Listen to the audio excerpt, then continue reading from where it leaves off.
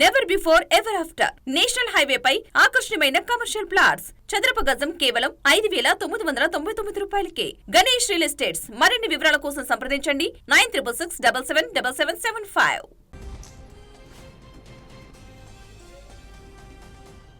మంత్రి పదవి విషయంలో కాంగ్రెస్ ఎమ్మెల్యే కోమటిరెడ్డి రాజగోపాల్ రెడ్డి మరోసారి కీలక వ్యాఖ్యలు చేశారు. మంత్రి పదవి ఇస్తామని మాటిచ్చారు, ఇచ్చినప్పుడు ఇవ్వండి అని అన్నారు. ఇద్దరం అన్నదమ్ములం ఉన్నామని పార్టీలోకి తీసుకున్నప్పుడు తెలియదా? లోక్సభ ఎన్నికల్లో రెండోసారి హామీ ఇచ్చినప్పుడు తెలీదా? 9 మంది ఎమ్మెల్యేలున్న ఖమ్మం జిల్లాకు 3 మంత్రి పదవులు ఇచ్చారని తెలిపారు.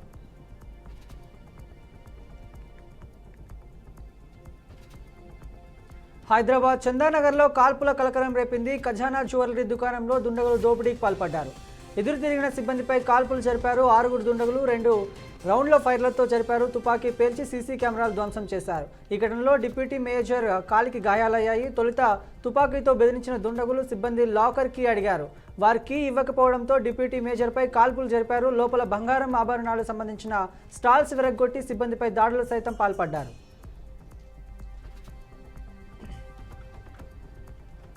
న్యాయవాదులైన గట్టు వామనరావు దంపతుల హత్య కేసును కోర్టు సిబిఐకి అప్పగించింది. ఈ మేరకు సుప్రీంకోర్టు కీలక తీర్పునిచ్చింది. ఈ కేసును సిబిఐ దర్యాప్తుకు ఇస్తే తమకేమీ అభ్యంతరం లేదని తెలంగాణ రాష్ట్ర ప్రభుత్వం తెలిపింది. మరోవైపు మరణ వాగ్మూలం వీడియో అసలుదేనని ఎస్ఎఫ్ఎల్ నివేదిక తేల్చింది. ఈ నివేదికను రాష్ట్ర ప్రభుత్వం కోర్టుకు వెల్లడించింది. అన్ని అంశాలను పరిశీలించి దర్యాప్తు చేయాలని సిబిఐను సర్వోన్నత న్యాయస్థానం ఆదేశించింది.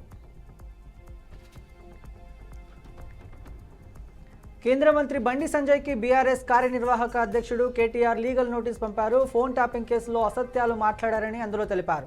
కేంద్ర మంత్రిగా ఉండి బాధ్యతారహితంగా మాట్లాడతారని ఆగ్రహం వ్యక్తం చేశారు. ఒక ప్రజాప్రతినిధిపై అసత్య ఆరోపణలు చేయడం సరికాదన్నారు. రాజకీయ ఉనికి కోసమే అసత్య ఆరోపణలు చేస్తున్నారని తెలిపారు. తనకు వెంటనే క్షమాపణలు చెప్పాలని కేటీఆర్ డిమాండ్ చేశారు. 2 లక్షల ఉద్యోగాల సాధనకై చెలో గాంధీ భవన్ కార్యక్రమానికి నిరుద్యోగులు పిలుపునిచ్చారు.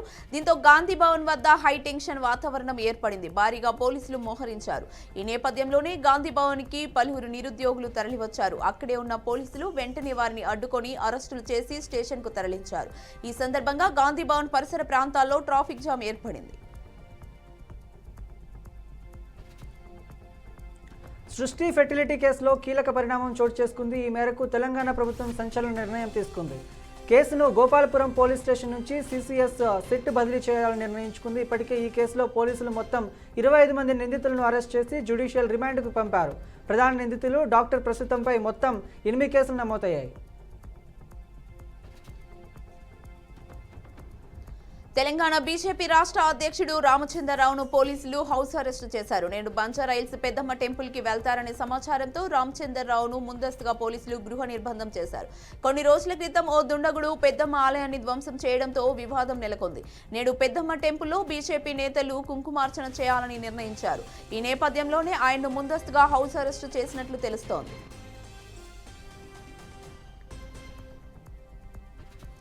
మెదక్ జిల్లాలో పోలీసులు కార్డన్ సెర్చ్ నిర్వహించారు. మొత్తం 108 మంది పోలీసు సిబ్బందితో దాదాపు 500 డబుల్ బెడ్రూమ్ ఇళ్లను తనిఖీలు చేపట్టారు. సరైన పత్రాలు లేని మొత్తం 150 వాహనాలను పట్టుబడ్డాయి. కాలనీల్లో ఇంటి ప్రదేశాల్లో అనుమానితీయంగా ఎవరైనా కనబడితే వెంటనే స్థానిక పోలీస్ స్టేషన్లో సమాచారం ఇవ్వాలని కోరారు. కొత్తగా ఇండ్లకు వచ్చే వారిపై పూర్తి వివరాలు తెలుసుకునేందుకు ఇవ్వాలని సూచించారు. అదేవిధంగా అక్కడ ఉన్న ప్రజలకు సైబర్ క్రైమ్స్ పైన అవగాహన కార్యక్రమం నిర్వహించడం జరిగింది. బంగాళాఖాతంలో ఏర్పడిన అల్పపీడన ద్రోణితో వరంగల్ జిల్లా వ్యాప్తంగా రాత్రి కురిసిన భారీ వర్షాలు కురుస్తున్నాయి.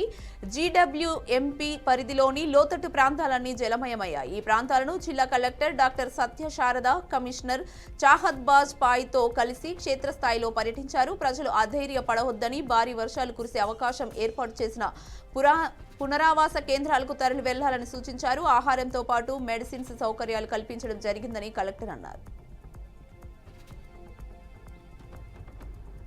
వికారాబాద్ జిల్లా బీజేపీ అధ్యక్షుడు కొప్పుల రాజశేఖర రెడ్డి హౌస్ అరెస్ట్ చేశారు. బంజారాహిల్స్ పెద్దమ్మ తల్లి కుంకుమార్చన కార్యక్రమానికి వెళ్లడానికి సిద్ధమవుతున్న అధ్యక్షుడిని హాస్పిటల్ డ్యూటీ నుంచి బయటకు వస్తుంటే వికారాబాద్ పోలీసులు అరెస్ట్ చేయడం జరిగింది.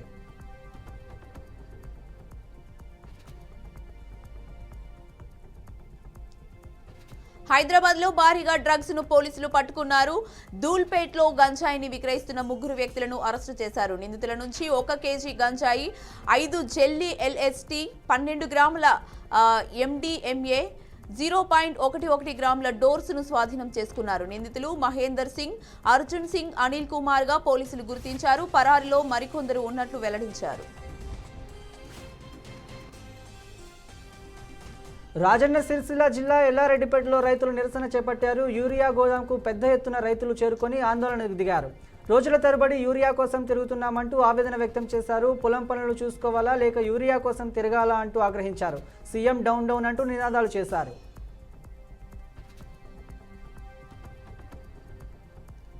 Hyderabad rowdy sheeter Balaraju governor కు వినతి పత్రం అందజేశారు. జీడిమెట్ల PS పరిధిలో 2017లో జరిగిన అటెంప్ట్ మర్డర్ కేసులో నిందితుడిగా ఉన్నారు. RTI యాక్టివిటీస్ మధుబాబుపై జగదీర్గుట్టలో జరిగిన హత్యాయత్నం కేసులో నిజాలు బయటపడ్డాయి. హత్య చేయమని చెప్పిన వారి నుండే తనకు ప్రాణహాని ఉందని గవర్నర్ను కలిశారు. మధుబాబు హత్య కోసం 125 డివిజన్ కార్పొరేటర్ రాహుల శేషగిరి, కాంగ్రెస్ నేత రషీద్ సుపారీ ఇచ్చినట్లు తెలిపారు. Private school association president Shivaratri యాదగిరితో ప్రాణహాని ఉందంటూ వినతి పత్రం అందజేశారు. బాలనగర్ మాజీ ACP గోవర్ధన్ కేసు వివరాలు తారుమారు చేశారని ఆరోపించారు. రాఖీ పండుగ నేపథ్యంలో ప్రత్యేక సర్వీసుల పేరుతో TGSRTC టికెట్ సర్వీసులపై సర్వత్రా విమర్శలు వెలువెత్తాయి. నిన్నటి వరకు అమలు చేసిన ఈ ఛార్జీల మొత్తాన్ని నెటిజన్లు తీవ్ర స్థాయిలో విమర్శించలు గుప్పించారు. ఇదే నేపథ్యంలో BRS వర్కింగ్ ప్రెసిడెంట్ KTR సైతం RTC ఛార్జీల మొత్తపై X వేదికగా స్పందించారు. సోషల్ మీడియాతో నెటిజన్లు చేసిన పోస్టులను తన X హ్యాండిల్లో షేర్ చేస్తూ సీఎం రేవంత్ రెడ్డిపై నెటిజన్లు ఫైర్ అయ్యారు.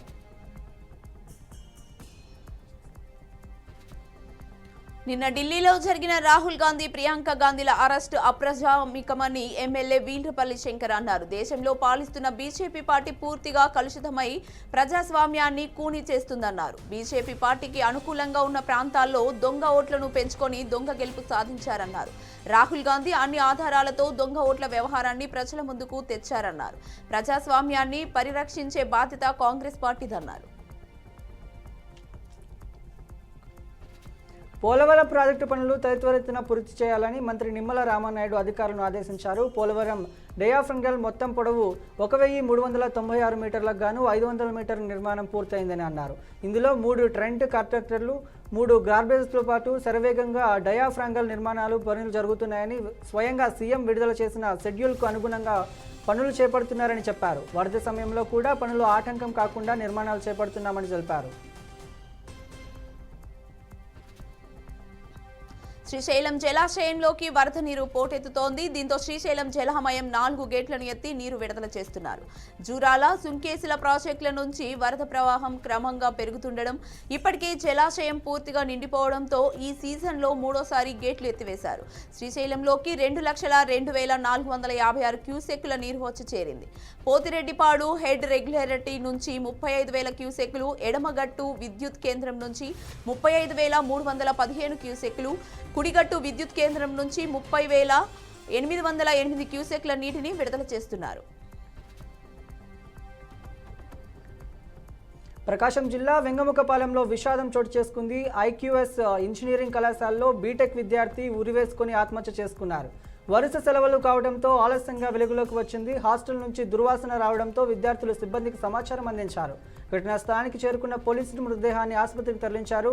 2 రోజుల క్రితం ఉరివేసుకుని ఉంటాడని పోలీసులు వెల్లడించారు. మృతి చెందిన విద్యార్థి ఉన్నం ప్రభాకర్గా గుర్తించారు. కేసు నమోదు చేసి పోలీసులు దర్యాప్తు చేస్తున్నారు.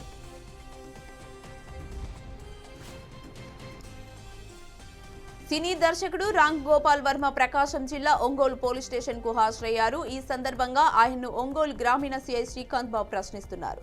వ్యూహం సినిమా ప్రమోషన్ లో భాగంగా గత వైసీపీ ప్రభుత్వంలో చంద్రబాబు, పవన్, లోకేష్ ఫోటోలను మార్పింగ్ చేసినట్లు ఆర్జీవీపై కేసు నమోదైంది. దీనిపై విచారణ చేపట్టిన పోలీసులు ఒంగోలు తాలూకా పోలీస్ స్టేషన్లో విచారణకు హాజరు కావాలని నోటీసులు పంపారు. దీంతో రామ్ గోపాల్ వర్మ విచారణకు హాజరయ్యారు. ప్రకాశం జిల్లా రాచర్లలో 4వ విద్యార్థి కిడ్నాప్ అయిన వార్తల కలకలం రేపాయి. అమలువైలో ప్రభుత్వ పాఠశాలలో 4వ తరగతి చదువుతున్న అంజలి అనే బాలికను కొంతమంది గుర్తు తెలియని వ్యక్తులు కారులో కిడ్నాప్ చేస్తూ తీసుకువెళ్లారు. విషయాన్ని తెలుసుకున్న కుటుంబ సభ్యులు వెంటనే పోలీసులను ఆశ్రయించారు. అయితే కిడ్నాప్ చేసిన వ్యక్తులు ఎవరన్నది పోలీసులకు కూడా అంతుపట్టలేదు.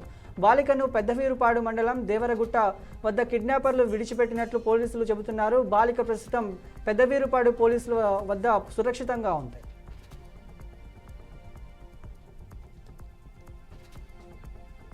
కృష్ణా జిల్లా పామరులో యూరియా కోసం రైతులు బారులు తీరుతున్నారు. స్టాక్ తక్కువగా ఉండి రైతులు ఎక్కువగా రావడంతో వ్యవసాయ శాఖ అధికారులు ఆంక్షలు విధించారు. పోలీసులు వీఆర్ఓల పర్యవేక్షణలో యూరియా సరఫరా రంగం సిద్ధమైంది. ఎకరాకు అరకట్ట యూరియా మాత్రమే ఇస్తామని నిబంధన పెట్టారు. పట్టాదారు, పాస్బుక్, శిస్తు రసీదు, ఆధార్ కార్డు ఉంటేనే యూరియా ఇస్తామని అధికారులు తెలిపారు. పోలీస్ వ్యవస్థను అడ్డుపెట్టుకుని కూటమి ప్రభుత్వం దుశ్చర్యలకు పాల్పడుతుందని ఎమ్మెల్సీ రామ సుబ్బారెడ్డి విమర్శించారు. వైసీపీ ప్రజలు బ్రహ్మాండమైన పటం కడతారని కూటమి ప్రభుత్వం ప్రజలను చూసి వణుకుతుందని ఎద్దేవా చేశారు. జిల్లాల్లోని ఎమ్మెల్యేలు, మంత్రులు సైతం పులివెందుల్లో ఉన్నారని అన్నారు. నలుపురెడ్డిపల్లె జిల్లాలో జమ్మలమడుగు ఎమ్మెల్యే ఆదినారాయణ రెడ్డి తన అనుచరులతో దొంగ ఓట్లు వేస్తున్నారని ఆరోపించారు. తిరుపతి జిల్లా గూడూరులో గంజాయి విక్రయిస్తున్న నిందితులను పోలీసులు అరెస్టు చేశారు. ప్రధాన ముద్దాయి ఓ పార్టీకి చెందిన నాయకుడు నయ్యూం అని తెలిపారు. మెడికల్ షాపు ఆస్తి వివాదం కారణంగా షాప్ వద్ద గంజాయి ఉంచినట్లు ఆరోపించారు. షాప్ ఖాళీ చేయించాలనే ఉద్దేశంతో 600 గ్రాముల గంజాయి పెట్టిన పథకం వేశారని తెలిపారు. యాజమాని రాజశేఖర్ను ఉద్దేశపూర్వకంగా ఇరికించే ప్రయత్నించారని వెల్లడించారు. వ్యవసాయం కోసం రైతులు ఎంతో కష్టపడుతున్నారని హోంమంత్రి అనిత అన్నారు. రైతులు ఎన్డీఏ ప్రభుత్వం అధిక ప్రాధాన్యత ఇస్తుందని తెలిపారు. అన్నదాత సుఖీభవ ద్వారా 20,000 రూపాయలు ఇస్తున్నామన్నారు. విత్తనం వేసిన దగ్గర నుండి పంట అమ్మకం వరకు కూటమి ప్రభుత్వం అన్ని విధాలుగా అండగా ఉంటుందని తెలిపారు. వ్యవసాయ సులభతరం కోసం టెక్నాలజీ ఉపయోగిస్తున్నామన్నారు. శ్రీ సత్యసాయి జిల్లా నల్లచెరువు అధికారుల నిర్లక్ష్యం సచివాలయంలో ఖాళీ కుర్చీలు దర్శనమిచ్చాయి. సమయపాలన పాటించకపోవడంపై స్థానిక ప్రజలు మండిపడుతున్నారు. సమయానికి 1-2 మాత్రమే హాజరవుతున్నారని, సచివాలయ సిబ్బంది ఏదో ఒక సర్వే పేర్లతో సర్వే చేస్తున్నట్లు అటెండెన్స్ రిజిస్టర్ చేస్తున్నారని మండిపడ్డారు. సర్వే చేసే ప్రదేశాలలో కూడా సచివాలయ సిబ్బంది కనిపించడం లేదు. ఈ విషయంపై ఎంపీడీఓను వివరణ కోరగా వెంటనే సచివాలయానికి చేరుకొని రిజిస్టర్ను పరిశీలించారు. అన్నదాతకు కూటమి ప్రభుత్వం అండగా నిలుస్తుందని ఎమ్మెల్యే గిడ్డి సత్యనారాయణ తెలిపారు. సంక్షోభంలోనూ సంక్షేమం, అభివృద్ధి ధ్యేయంగా రాష్ట్ర ప్రభుత్వ పాలన కొనసాగుతుందన్నారు. రాష్ట్ర ప్రభుత్వం అన్నదాత సుఖీభవ పథకం నిధులను మంజూరు చేయడంతో రైతులు ట్రాక్టర్లతో విజయోత్సవ ర్యాలీ నిర్వహించారు. సుమారు 100 ట్రాక్టర్లతో ఎమ్మెల్యే క్యాంపు కార్యాలయం నుంచి అంబాజీపేట మార్కెట్ యార్డు వరకు ర్యాలీ చేపట్టారు. అన్నదాత సుఖీభవ అంటూ హోరెత్తించారు. సారథ్యం యాత్ర ప్రధానమంత్రి మోడీ స్ఫూర్తితో ప్రారంభించడం జరిగిందని BJP AP chief PVN Madhavan అన్నారు. చాయ్ పే చర్చలో స్థానికుల నుండి క్షేత్రస్థాయిలో సమస్యలు తెలుసుకునేందుకు వీలు కలుగుతుందని తెలిపారు. రాష్ట్ర వ్యాప్తంగా ప్రతి జిల్లాలో కూడా చాయ్ పే చర్చ కార్యక్రమం కేవలం స్థానికులతో నిర్వహించడం జరుగుతోందని తెలిపారు. ప్రధానమంత్రి నరేంద్ర మోదీ పట్టణాలు, నగరాలు అభివృద్ధికి కంకణ శబద్దులై ఉన్నారన్నారు. జమ్మూ కాశ్మీర్లోని ధోడా జిల్లాలో విద్యార్థులు తీవ్రంగా ర్యాలీ నిర్వహించారు. ఈ ర్యాలీలో సుమారు 1508 మీటర్ల పొడవైన జాతీయ పతాకాన్ని ప్రదర్శించడం ప్రత్యేక ఆకర్షణీయంగా నిలిచింది. ధోడా జిల్లాలోని డిప్యూటీ కమిషనర్ హరిద్వార్ సింగ్ నేతృత్వంలో ఈ మెగా తీరంగా ర్యాలీ జరిగింది. వెల్కూర్ ధోడా ఎంట్రీ గేట్ నుంచి కమ్యూనిటీ హాల్ వరకు భారీ త్రివర్ణ పతాకంతో ఈ తిరంగా ర్యాలీ నిర్వహించారు. విద్యార్థులు దేశభక్తిని చాటుకుంటూ దేశభక్తి గీతాలను ఆలపిస్తూ నినాదాలు చేశారు. ఈ కార్యక్రమంలో ప్రభుత్వ, ప్రైవేటు పాఠశాలకు చెందిన విద్యార్థులు భారీ సంఖ్యలో పాల్గొన్నారు. ప్రభుత్వంలోని వివిధ శాఖలకు చెందిన ఉద్యోగులు కూడా ఈ కార్యక్రమానికి హాజరయ్యారు. శ్రీ సత్యసాయి జిల్లా హిందూపురం ప్రాంతంలో 8 ఏళ్ల బాలికపై ఘోరమైన అత్యాచారం జరిగింది. విషయం ఆలస్యంగా వెలుగులోకి వచ్చింది. 8 ఏళ్ల బాలికపై గంగాధర్ అనే వ్యక్తి అత్యాచారానికి పాల్పడ్డారు. అడ్డుపడుతున్న బాలికకు చాక్లెట్లు ఇచ్చి పొలం దగ్గరికి పిలిచి తీసుకెళ్లారు. అనంతరం బాలికపై అత్యాచారం చేసి ఆ తర్వాత హత్య చేశాడు. బాలిక శవాన్ని పెన్నా నది పరివాహక ప్రాంతంలో దాచిపెట్టాడు. ఈ ఘోర ఘటన కుటుంబ సభ్యులు పోలీసులకు ఫిర్యాదు చేయడంతో బయటపడింది. పార్వతీపురం మన్యం జిల్లా కిచ్చాడి గ్రామంలో కింగ్ కోబ్రా హల్చల్ చేసింది. ఆరుగు శివ ఇంట్లో బాత్రూమ్ డోర్ తెరిచేసరికి కింగ్ కోబ్రా ఉండటంతో భయంతో పరుగులు తీశాడు. వెంటనే కురుపాలెం ఫారెస్ట్ రేంజ్ అధికారికి సమాచారం ఇచ్చారు. వెంటనే స్పందించి విశాఖ నుంచి కింగ్ కోబ్రా పట్టి టీంను తీసుకువచ్చారు. తూర్పు కనుమల వన్యప్రాణుల సంరక్షణ సంస్థ టీం వచ్చి కింగ్ కోబ్రాను పట్టి దట్టమైన అడవిలో వదిలిపెట్టారు.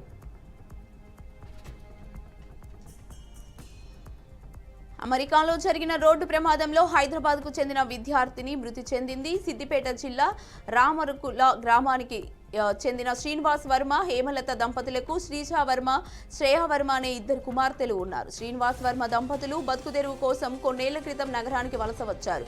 మేడ్చల్ జిల్లా గండిమైసమ్మ చౌరస్తా సమీపంలోని శ్రీకృష్ణానగర్లో నివాసం ఉంటున్నారు. వీరి పెద్ద కుమార్తె శ్రీజా వర్మ ఉన్నత చదువుల కోసం అమెరికా వెళ్లింది. ఈ మధ్యే ఎంఎస్ పూర్తి చేసింది.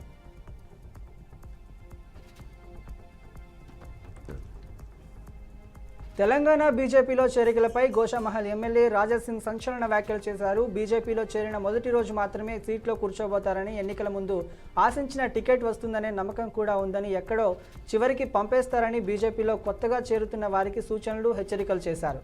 బీజేపీలో చేరిన తర్వాత మీరు కోరుకున్నది ఏదీ దొరకదని, పార్టీలో చేరిన తర్వాత కుట్రలు, కుతంత్రాలు, బాధ పెట్టడం, సంతోషపడడం వంటివి నేర్చుకోవాలని హాట్ కమెంట్స్ చేశారు. నాగార్జున సాగర్ జలాశయానికి వరద ప్రవాహం పెరిగింది. దీంతో అధికారులు 16 క్రస్ట్ గేట్లను 5 అడుగుల మేర తెరిచి నీటిని దిగువకు వదులుతున్నారు. ప్రాజెక్టుకు 1,77,173 క్యూసెక్ల వరద వస్తోంది. స్పీల్వే ద్వారా 1,28,768 క్యూసెక్ల నీటిని విడుదల చేస్తున్నారు. సాగర్ ప్రస్తుత నీటి మట్టం 589 అడుగులుగా ఉంది.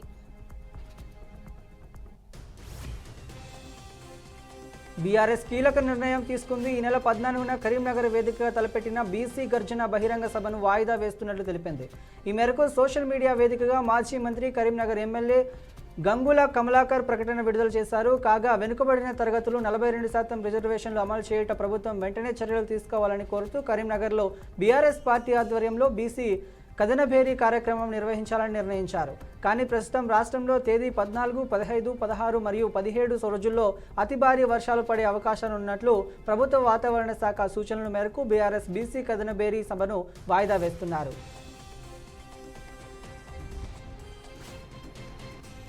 రేవంత్ సర్కార్ మరో కీలక నిర్ణయం తీసుకుంది. ఈ మేరకు ప్రభుత్వం నూతనంగా రూపొందించిన తెలంగాణ తల్లి విగ్రహాలను రాష్ట్రంలోని అన్ని కలెక్టరేట్ల ఆవరణలో ప్రతిష్ఠించాలని ఉత్తర్వులు జారీ చేసింది. దీంతో అధికారిక యంత్రాంగం అందుకు సంబంధించి అన్ని ఏర్పాట్లను చకచకా పూర్తి చేస్తోంది. ఈ క్రమంలోనే కలెక్టరేట్ల వద్ద కాంగ్రెస్ తల్లి విగ్రహాల ఏర్పాట్లపై తెలంగాణ జాగృతి చీఫ్ కవిత తీవ్ర అభ్యంతరం వ్యక్తం చేశారు. ఈ మేరకు సోషల్ మీడియా ప్లాట్ఫామ్ వేదికగా సంచలన ట్వీట్ చేశారు. పులివెందుల, ఒంటిమిట్ట జడ్పీటీసీ స్థానాలకు జరుగుతున్న ఎన్నికలు ఎప్పుడు జరుగుతాయన్నంత ఘోరంగా జరుగుతున్నాయని మాజీ మంత్రి అంబటి రాంబాబు అన్నారు. 2017లో నంద్యాల కంటే దారుణంగా ఎన్నికలు జరుగుతున్నాయన్నారు. జమ్మలమడుగు, కమలాపురం ప్రాంతాల నుంచి టీడీపీ కార్యకర్తలు క్యూ లైన్లో నిలబడి ఓట్లు వేశారని తెలిపారు. దొంగ ఓట్లు వేసిన వాళ్లు పేర్లతో సహా తమ నేతల వరకు వివరాలు తెలుపుతామన్నారు. పోలీసు యంత్రాంగం వైసీపీ నేతలకు బూతుల దగ్గరకు రాకుండా అడ్డుకున్నారని మండిపడ్డారు. దేశంలో 4 కొత్త సెమీ కండక్టర్ ప్రాజెక్టులు ఏర్పాటు చేయాలని కేంద్ర కేబినెట్ నిర్ణయించింది. ఏపీ సహా ఒడిశా, పంజాబ్లో సెమీ కండక్టర్ యూనిట్లను ఏర్పాటు చేసేందుకు ఆమోదం తెలిపింది. మొత్తంగా 4,594 కోట్ల వ్యయంతో వీటిని ఏర్పాటు చేయనున్నట్లు కేంద్ర మంత్రి అశ్విని వైష్ణవ్ వెల్లడించారు. అలాగే పట్టణ రవాణాను మరింత బలోపేతం చేసేలా లఖన్పూర్ మెట్రో ఫేజ్ 1B నిర్మాణానికి ఆమోదం తెలిపింది. దీన్ని 5,801 కోట్లతో చేపట్టనున్నట్లు పేర్కొంది. అరుణాచల్ ప్రదేశ్లో 700 మెగావాట్ల జల విద్యుత్ ప్రాజెక్టుకు కేబినెట్ ఆమోదం తెలిపింది. ఇంట్లో నోట్ల కట్టలు దొరికిన ఘటనలో హైకోర్టు న్యాయమూర్తి జస్టిస్ యశ్వంత్ వర్మ ఆరోపణలు ఎదుర్కొంటున్నారు. ఆయన అభినవ్ తీర్మానానికి చెందిన తాజాగా లోక్సభ స్పీకర్ ఓం బిర్లా స్వీకరించారు. ఘటనపై విచారణకు 3 సభ్యులతో కూడిన ప్యానెల్ను ఏర్పాటు చేస్తున్నట్లు ఈ సందర్భంగా ప్రకటించారు. సుప్రీంకోర్టు న్యాయమూర్తి justice Arvind Kumar, Madras high court CJ justice Manichandar Mohan, senior న్యాయవాది బివి ఆచార్యులు ఈ ప్యానెల్లో సభ్యులుగా ఉన్నారు.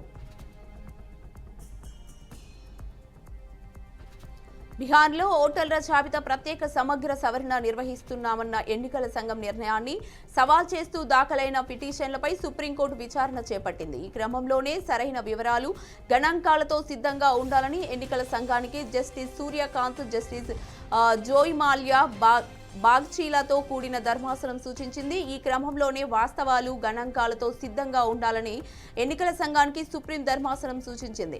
గతంలో నమోదైన మరణాల సంఖ్య, ఇప్పుడు నమోదు చేసిన మరణాల సంఖ్య వంటి వివరాలపై ప్రశ్నలు ఎదురయ్యే అవకాశం ఉందని తెలిపింది. గత సార్వత్రిక ఎన్నికల్లో ఓటర్ల జాబితాలో అక్రమాలు చోటు చేసుకున్నాయని పశ్చిమ బెంగాల్ ముఖ్యమంత్రి మమతా బెనర్జీ మేనల్లుడు తృణమూల్ కాంగ్రెస్ ఎంపీ అభిషేక్ బెనర్జీ ఆరోపించారు. లోక్సభ ఎన్నికల్లో మళ్లీ నిర్వహించాలని డిమాండ్ చేశారు.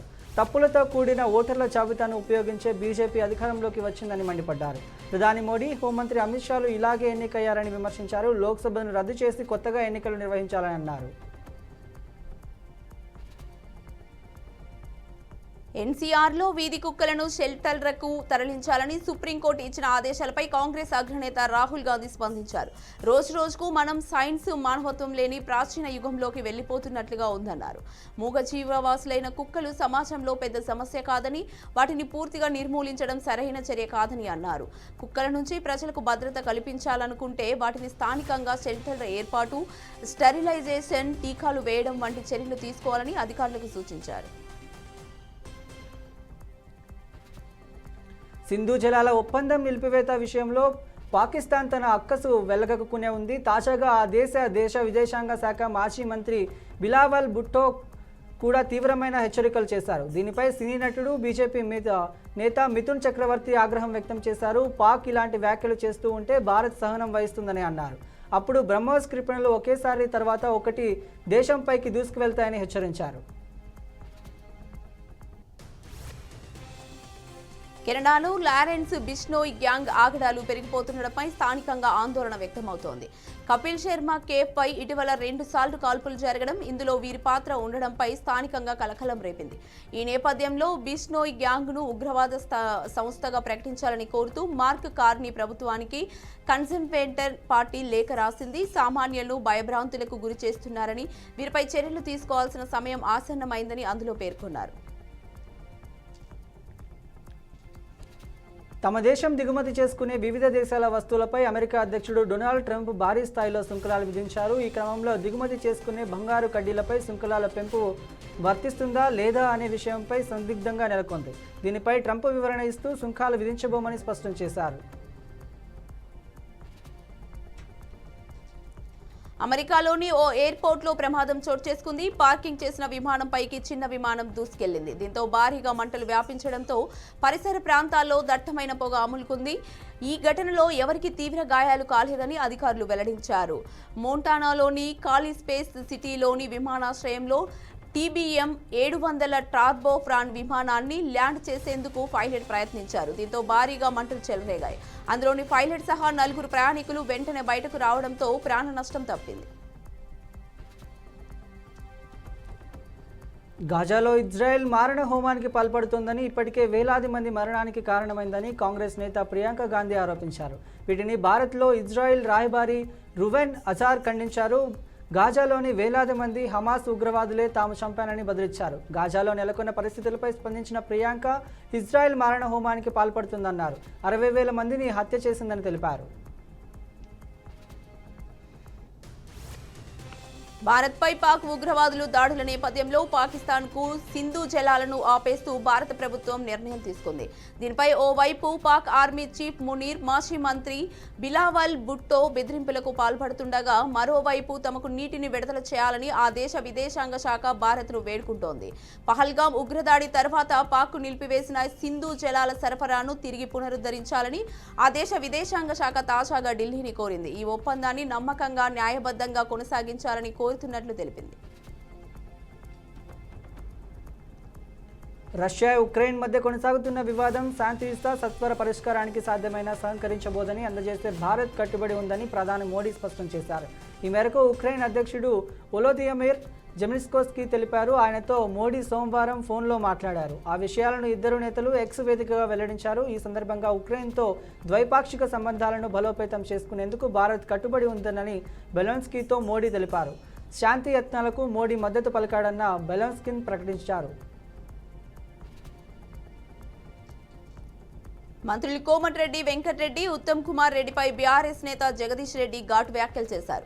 కేసీఆర్ ఫామ్ హౌస్ లో క్షుద్ర పూజలు అంటూ కోమటిరెడ్డి పిచ్చి పిచ్చి వ్యాఖ్యలు చేస్తున్నారని మండిపడ్డారు.